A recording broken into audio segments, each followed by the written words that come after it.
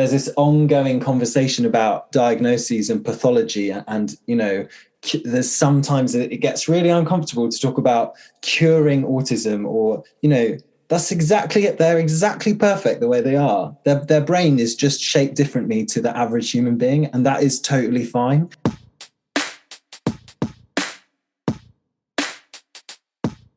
If a child is behaving in a way that is difficult or challenging in a classroom, it's because they need something. And I've worked in schools, and I know that everybody there, most people there are overworked and overtired and just trying to do the best they can in the really limited amount of time they've got for those students.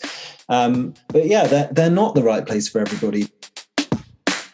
Because remember, when a student is being difficult to the point where they're removed from a classroom, what they're saying is, I can't do this. I need help. Something really bad is going on, or something I feel is really bad is going on in my life, and I need you to help me because you're an adult. Do you mind just going into a little bit more about what empathy in education means to you? It means showing up with love, I think, which is a word we're a bit scared of sometimes.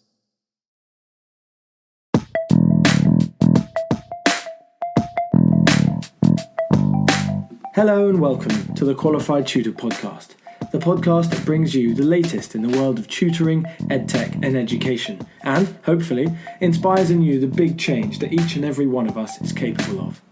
Qualified Tutor is an industry-leading tutor training organisation and online tutoring community for hundreds of tutors around the world. This podcast is the voice of this community, where we aim to hear from tutors, teachers, entrepreneurs, coaches, business experts, students, and more from the world of tutoring about what inspires them every day, how they can help tutors like you, and what they've learned about tutoring along the way. The question is, what will you learn today? Welcome to this episode of the Qualified Tutor Podcast. Welcome, everyone. Welcome to all our listeners, and a big welcome to Jack Simmons. Jack, this is not your first time actually on the QT podcast, but it is your first time as the sole guest. How are you feeling about that? Yeah, I'm feeling. Many of you will know Jack Simmons. He is ever present in the QT community. He is a wonderful QT training facilitator. And if you ever have a problem, then he is the man to go to for your needs. So I would say that having Jack on today is not our typical QT podcast guest, because Jack is a member of our QT team here. But that's why today's episode is going to give you guys the greatest insight into how we roll here, how we roll as a team here. So, Jack, you were just telling me about the book you've been reading, Adolescent Brains. Yes. Let's start with a little book club start. How's that book been? Yeah, really good. So I discovered Dan Siegel through my old singing teacher, who I spoke about at the Love Tutoring Festival. And he's really fascinating. He's a psychotherapist, psychologist, American guy, dad with two teenagers, and he focuses on the adolescent brain. And the book is kind of I haven't finished it yet, but it's basically about how the adolescent brain develops, which, by the way, is from 12 to 24. And how those changes affect our behavior, and how we can support adolescents going through those changes. Because contrary to popular belief, they don't lose control because they're flooded with hormones. The actual physical structure of their brain is changing. So yeah, very interesting stuff. God, I can't wait until you finish the book, in which case, at which point you'll be a master at this. So Jack, when Jack and I were planning this podcast, Jack said to me, look, I don't want to talk about myself. I want to talk about the things I've done, my experiences as a tutor. So I'm not going to give Jack a big introduction. We're going to dive straight in, because hopefully you guys will get to know Jack through his wonderful answers, the work he does as a tutor for Nudge Education, and the work he's done in the past. So Jack, you know what's coming next. You know the first question. And so do you, regular listeners out there. Thank you for tuning in every week after week.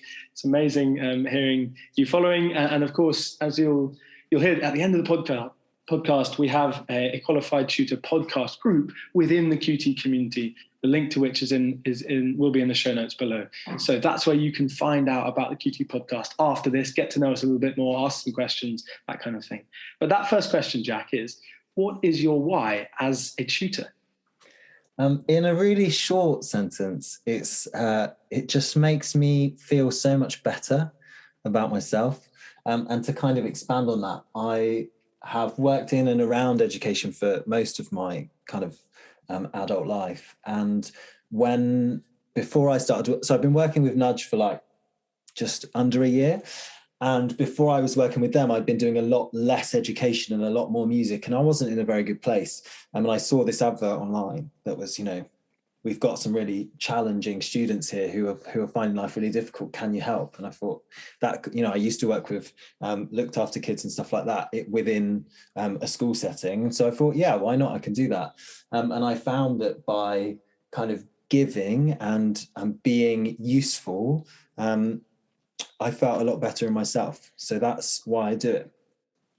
Great. So how long have you been at Nudge for now? Since just before Christmas, and it's now September, so 10 months and about probably the same number of kids, I reckon. I haven't had, maybe slightly less, maybe 8 kids in the last 10 months.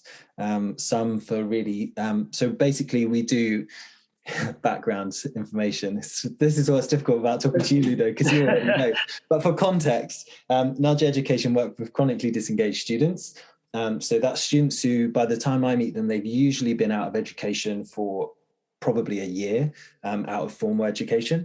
And they might be unable to attend school because of their mental health, because of, some kind of event that's happened in their life, any reason really. And it's our job to go in there and to get to know the kid and to support them transitioning onto a life that's worth living, and whether that's returning to education or going to a different, an apprenticeship, a job, further, whatever they need, that's what we're there for. So it's really varied. So some kids I've been working with for like a 5-week really intense period where I've seen them nearly every day for 5 weeks. For some kids it's once a week over months, or I've got 3 kids at the moment, and they're all looks like they're probably going to be with me for an academic year, which is security and stability, which is unusual for me anyway. So what have you learned about yourself, about your own tutoring ability over the last 10 months? Obviously, you've learned so much about the students that you've worked with, but can you give us a little insight into what you've learned about your own tutoring? I need to be challenged. I find it really, I move around a lot, and I've realized over the course of working with all these students that it's because I need to be on a new thing most of the time, to keep myself interested. I have books that I've half read and books that I've finished and podcasts that I'm developing my understanding of things all the time. And so, yeah, having a new challenge all the time is a really helpful way for me to stay interested in kind of where I am, and instead of just wandering off and doing something entirely different. So does that help you connect to some of the students you work with? Because you work with neurodiverse students, is that right? Yeah, I work with students who have a range of different labels, I guess. And yeah, learning about them is fascinating. So I was really lucky to be working with Jessica Rutherford, who is maybe nearly a doctor now. She's one of the FASD specialists. FASD is fetal alcohol spectrum disorder. And a former guest on this. And a former guest, yes. They joined the podcast. Glyn. Yeah, wonderful. So I worked with her, and that was amazing because I learned so much with them. And at the moment, my focus is more on autism, the autism spectrum, and supporting students with those needs. But yeah, it gives me an opportunity to really understand. It's not really about understanding the condition. Throw that out the window. It's really about understanding how a student interacts with the world, and how we expect them as, neurotypical people who are not on a list, how we expect them to fit into our way of thinking, and actually how can I support them by giving them skills and tools to help them cope with our demands, but also how can I help educate the people around them to make the world a more comfortable place for them to just be themselves in. So it's a lot more about adapting the things that are there to support the student rather than trying to squash the student back into a hole. Which might be an accusation levelled at the school system, mightn't it? It might be, yeah, and it's not really about teachers or anyone who and I've worked in schools, and I know that everybody there, most people there are overworked and overtired and just trying to do the best they can in the really limited amount of time they've got for those students. But yeah, they're not the right place for everybody. Dylan William says, nothing works for everybody and everything works for somebody, and it's great that there are lots and lots of students who are really comfortable in the school system, but there are also lots and lots of students who are struggling to get by and whose situation has been exacerbated by the last 2 years pretty much, and they really, really need an understanding, supportive person to go in and be non-judgmental and then give them the help that they want. No student wants to be, left. No student wants to be bad. No young person wants to be difficult. Even if they seem like they do, they're only trying to meet their own needs in the best way that they know how to, because they haven't found another way to do it yet. Yeah. So you were talking there about how it's not about trying to remedy their condition. It's about trying to understand how they interact with the world. What can we actually do as tutors or as specialists to do that? How do we get to know a student and how they interact with the world? Being really observant and dropping everything and Nina Jackson says labels are for tins, which is so true, and there is absolutely a place for diagnostic labeling in terms of getting the right support for students and all those kinds of things. But actually most students display their differences in completely different ways. So really it's about looking at what the student is struggling with and then trying to find out why, or if you can't find out why, is there a really simple adjustment you can make that will support their learning, make it a bit easier. For example, a really simple change for a lot of students who struggle with reading is to just have a slightly off-white background, because the black and white contrast is a bit dazzling, or for visually impaired students too. They're really tiny adaptations that we can make that make life easier for our students. And the other thing is to step away from just worrying about their diagnosis. So, they don't need to be fixed. Yeah, there's this ongoing conversation about diagnoses and pathology, and there's sometimes it gets really uncomfortable to talk about curing autism, or that's exactly it. They're exactly perfect the way they are. Their brain is just shaped differently to the average human being, and that is totally fine. And it's absolutely not our responsibility to fix anybody. A student with dyslexia is going to live with dyslexia for their whole life, and it's not curable and it's not going to go away. But as tutors, we can support them with tools and skills to help them, navigate the world more easily. Maybe it's that they need to figure out how to use their phone to help them with the reading. Maybe it's that they actually just need to do a bit of dictation, or have it, or have access to books and literature that's in a font that's more easy for them to read. Maybe they just need to do a bit less reading and a bit more listening to podcasts and watching YouTube videos. There's so many ways to acquire knowledge now that don't rely on reading. So it's all about upskilling, giving tools rather than fixing problems. Was that a little insight into a Jack Simmons tutoring session then? I mean, that's just my brain, honestly. Constantly on. What? Yeah, it's a lot. It's a lot up here. Yeah, the words are coming out at a pretty standard rate, but Jack's brain right now is, if that was the podcast, yeah.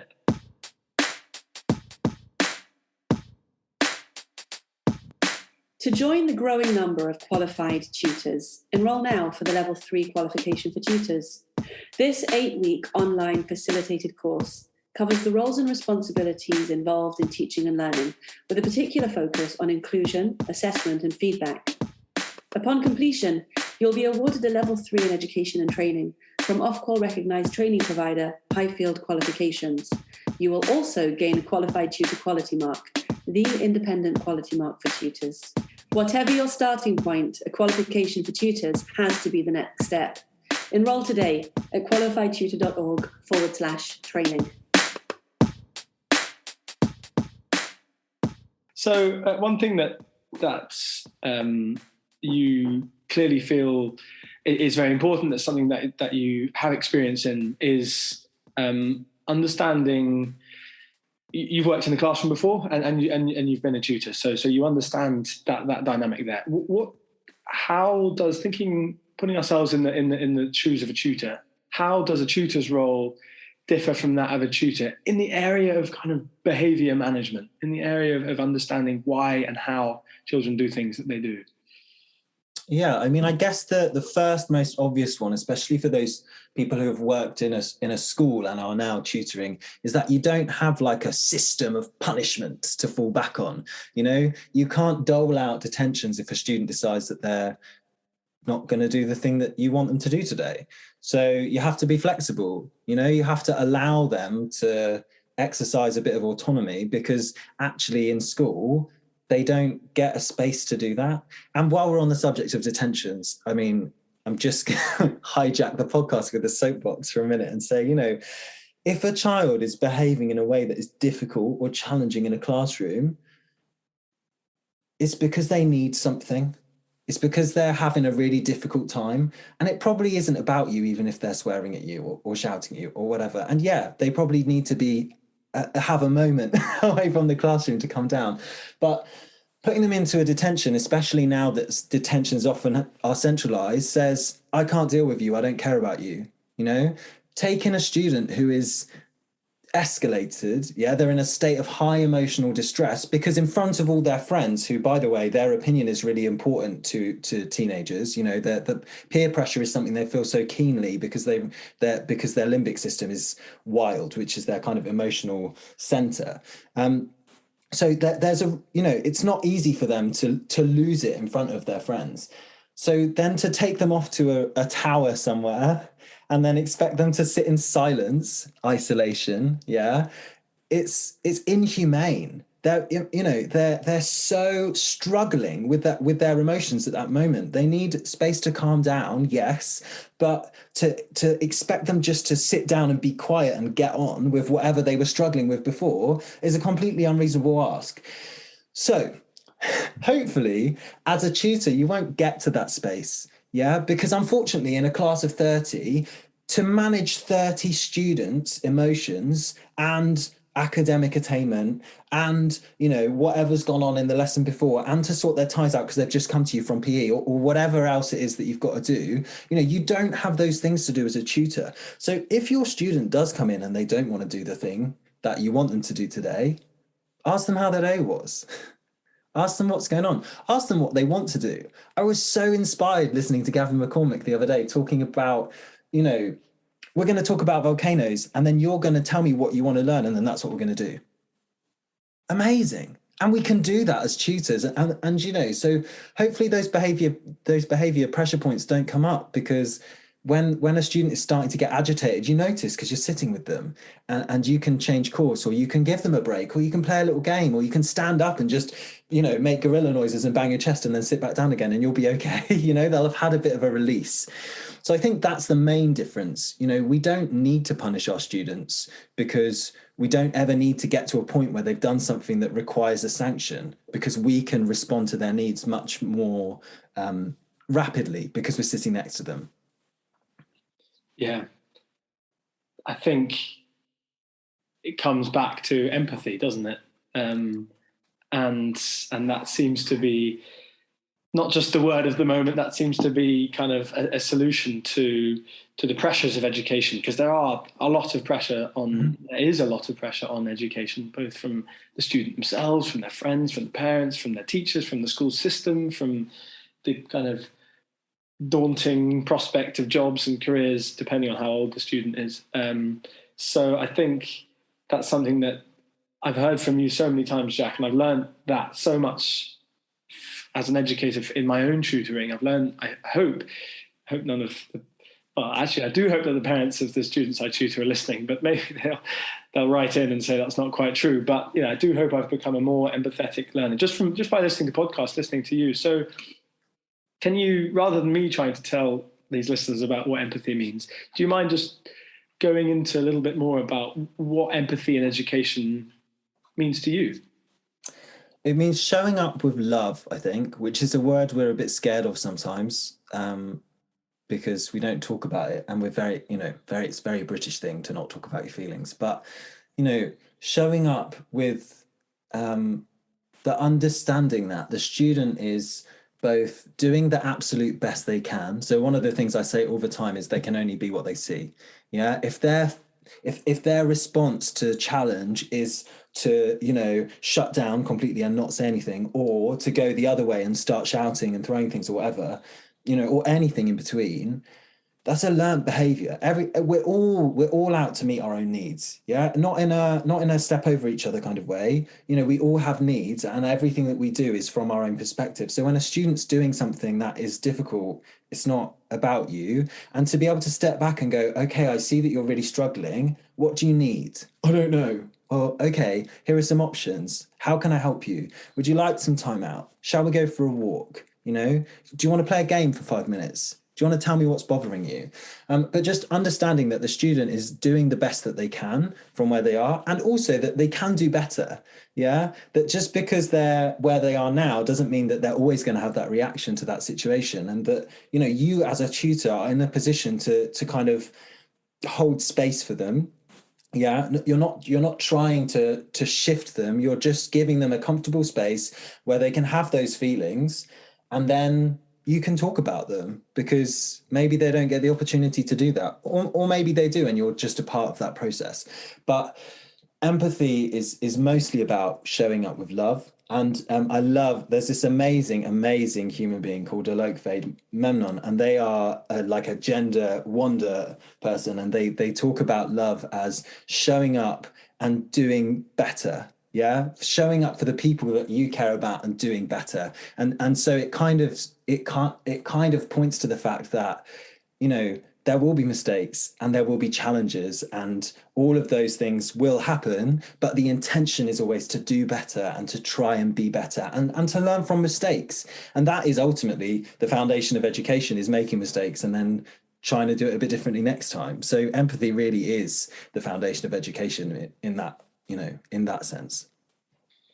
Okay, so in the name of modeling effective teaching, if we want to teach our students through what we do, but also what we say in tutoring sessions and intervention sessions, that they should, in order to improve their education, they should try their best, make mistakes, learn from it, show up every time and do better, even to fall in love with education, if that's possible for them at the time. I'm going to ask you a difficult question, Jack. How do you think you can do better in your tutoring? Oh, so many things. I'm terrible for being organized. I am. That's one way to put it. Just in general, not describing you, but just saying that you're disorganized. I'm terrible at being organized. Yeah, I think, and I'm really terrible at sticking with things. So I am very comfortable in my role when I am only with a student for 5 weeks, because there's a short target. There's an not easily as in we just rock up and it's fine, but there's a really short-term goal. And so when it gets to longer term students, and I'm starting to get to the point now where, like, some of my singing students, which is what I do as well outside Manoj, they're going on to their next grade now, and that's great, but also that's the longest time I've ever really been tutoring, because, like I said before, I tend to just move around from year to year, so I never stay in that place for long enough. So yeah, the staying power of tutoring is something that I'm learning to do at the moment, and it's difficult, and some days I don't think I can keep doing it, and I just want to pack my bags and find a beach somewhere in Chile or somewhere, and take my dog and have a lovely time. But I'm learning to kind of be a bit more of a grown up, I think, and to learn to be okay with slow progress, which is something that is hard for me. Yeah, hard in general, I think, especially when we're taught about quick wins, and we're taught about making swift progress, especially for students at school, when perhaps others around them, peers, are moving forward very fast, getting to the end of their worksheet or their exercise before the end of the lesson, asking to do more. So that's another pressure, isn't it, on education? Is the speed at which we're told, or we're at least shown to improve. And I assume, that can be a really tricky part. It certainly was for me when I was a student, the idea that everyone else was moving faster than I was. And if you're being taken out of the classroom because of bad behavior, or because you keep interjecting or not concentrating, then your progress just slows, doesn't it? And you just start to feel that you can't make any progress because everything you do seems to be punished. So perhaps, without wanting to put words in your mouth, perhaps doing interventions, you learn that slow progress is just as effective as swift progress. Yeah, I think so. I think you've pointed to two things there. We talk about the virtuous cycle of learning on the 4-part course, which sounds very grand, but really it means that, once you learn that you can do something and you love it, you want to do it again, and you want to keep doing it, and gradually you foster that love of learning just because it's enjoyable, right? And the same thing is true in the opposite direction. If you're someone who struggles with learning and you're constantly being met by barriers and you're constantly being removed, and you don't feel like you're being given support, because remember, when a student is being difficult to the point where they're removed from a classroom, what they're saying is, I can't do this, I need help, something really bad is going on, or something I feel is really bad is going on in my life, and I need you to help me because you're an adult. It's not it's not a want or a need to be the worst person in the school, right? But as that cycle continues, they get more and more disengaged and disenfranchised with the system of adults who are around them, who they feel like don't care for them. So that further widens the gap, their personal gap between themselves and education, because the more that push happens, the further the wedge drives in, the harder it is to recover that space. And I can't remember what the other thing was. But there you go. But that's enough, and then that's slow progress there. Yeah, slow progress is really important and difficult. And there you go. Thank you, being an excellent host there and prompting me. It's just being able to be is a really difficult skill, which sounds very Om Namaste, which I fully approve of. But being able to be comfortable with who you are and where you are on your journey, in big air quotes that you can't see because it's a podcast, and who you are and how you feel about things, just actually coping with that as an adult is difficult. So coping it with as a teenager is even more difficult, because those feelings are all new to you for the first time, and you're within a system that is kind of rolling onwards and onwards and onwards, and maybe you feel like you can't keep up with that, and actually you're okay, just exactly where you are is fine, because there's no doubt that you're doing the best in the circumstances that you found yourself in. What a lovely message. Thank you, Jack. Another one to add to the list from this podcast. So to round things off here, because there's so much in there, and we want to give people time to digest and absorb what they've heard there. What one message would you have for tutors who are about to start working with students who are disengaged from school? Don't assume. I don't like to do don'ts, but don't assume anything. This is a stolen from Brian Mayer of Nudge Education. But that ask them what they need. Don't assume that just ask them what they need. They will tell you. And if they don't tell you straight away, they'll show you, with how they're behaving. So, don't assume. Ask them what they need, because they will be able to let you know somehow. Thank you so much, Jack. Thank you for that.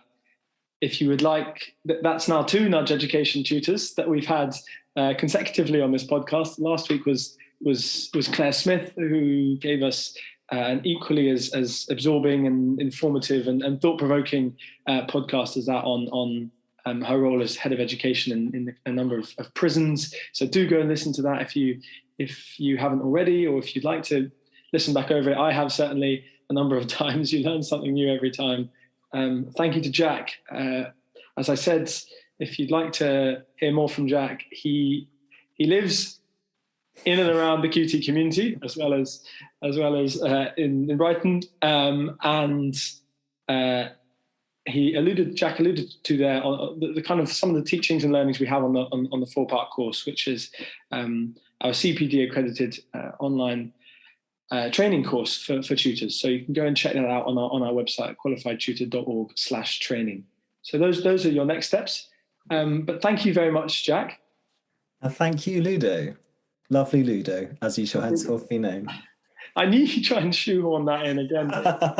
Jack came up with lovely Ludo on a recent training course workshop. It would appear it's stuck. So thank you to Jovial Jack. And we'll see all you lovely listeners again for our next episode. Cheerio then. Bye.